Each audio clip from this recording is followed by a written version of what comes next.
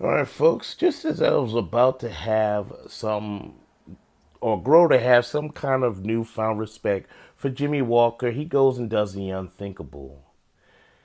He turns a good and solid interview into manure by bringing up Bill Cosby.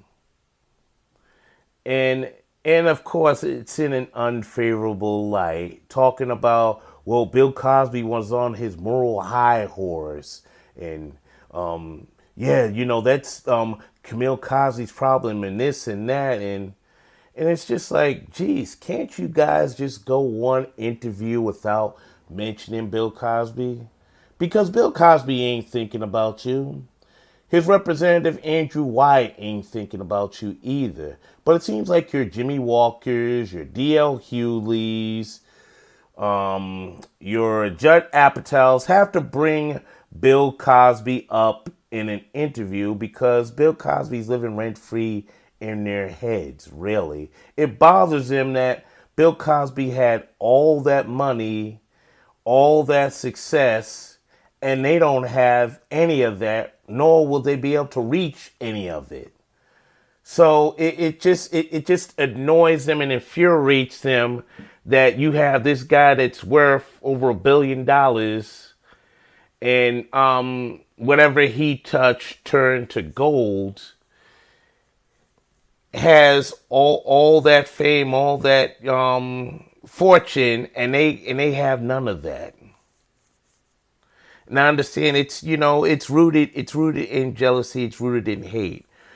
And something, I mean, Jimmy Walker pretty much said that he used to open up for Cosby. He acknowledged that Cosby had groupies and whatnot. And and then in the interview, Jimmy Walker was pretty much wanting to perpetrate or continue the myth of Bill Cosby saying he's America's dad.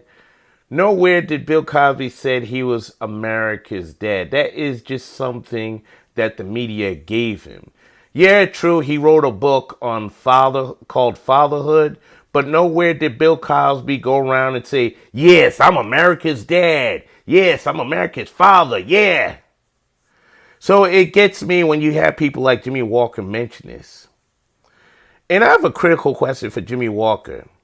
If you was gonna talk about Bill Cosby, how come you couldn't mention that you did a movie with him back in the day called "Let's Do It Again"? You had to really go and talk about the case and bring up the accusers.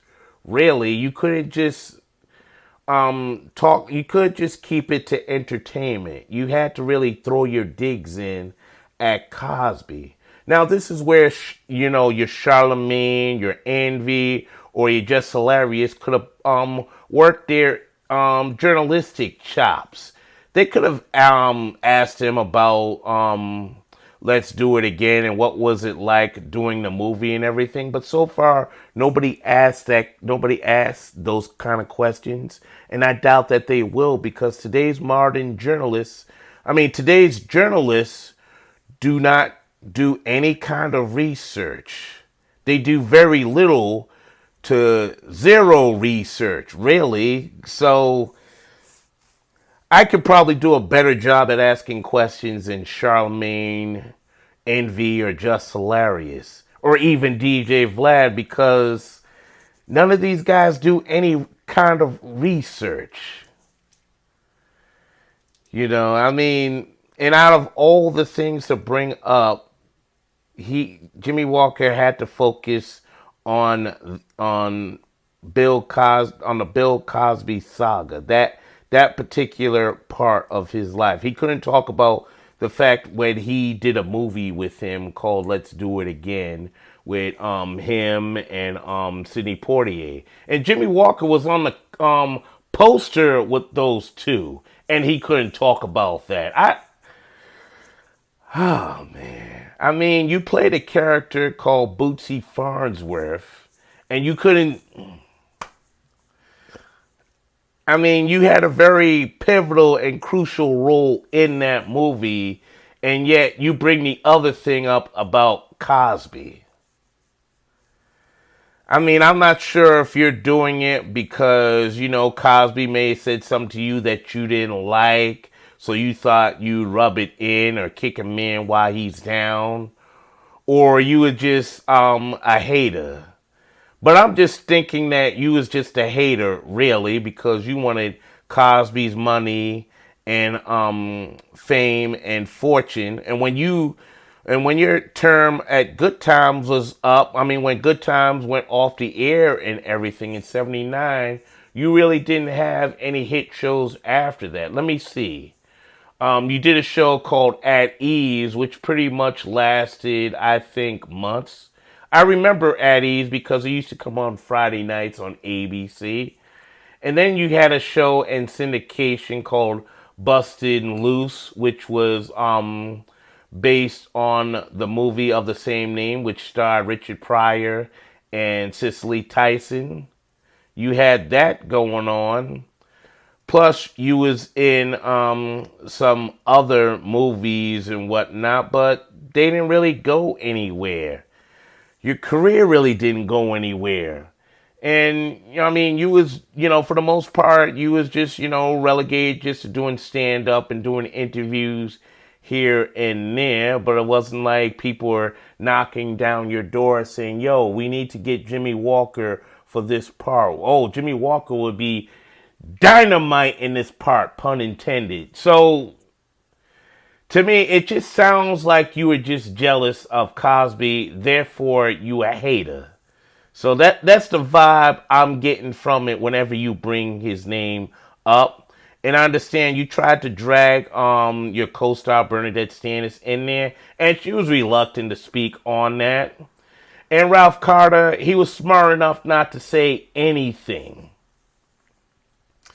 So I don't know, man. If you're gonna hate Jimmy, if you're gonna be a hater, Jimmy Walker, do it on your own. More importantly, don't drag your co-stars into that. Leave them out of that. And that is my rant on what Jimmy Walker said about Bill Cosby. Audience, tell me what you think. Let me know in the comment box. This is Iron Will Media. Let me come back with a PS on that ass, like Mad Bus Driver X would say. And, getting back to the subject of Let's Do It Again, you know who else was in that movie? Jimmy Walker's co-star, John Amos, was in that movie, and he played a gangster called Kansas City Mac. And, I mean, I don't understand why you have Jimmy Walker and John Amos, and both times they were asked about Bill Cosby, and both times they never discussed how they did a movie with Bill Cosby. And John Amos in particular didn't discuss that he did an episode of The Cosby Show. So none of these things are brought up. It's like they're trying to have a revisionist history thing or something. So I don't get it at all. But yeah, the link to the movie is in the description box if you really want to see it. And I may do a review about it at some point in the future. So this is Iron Will Media.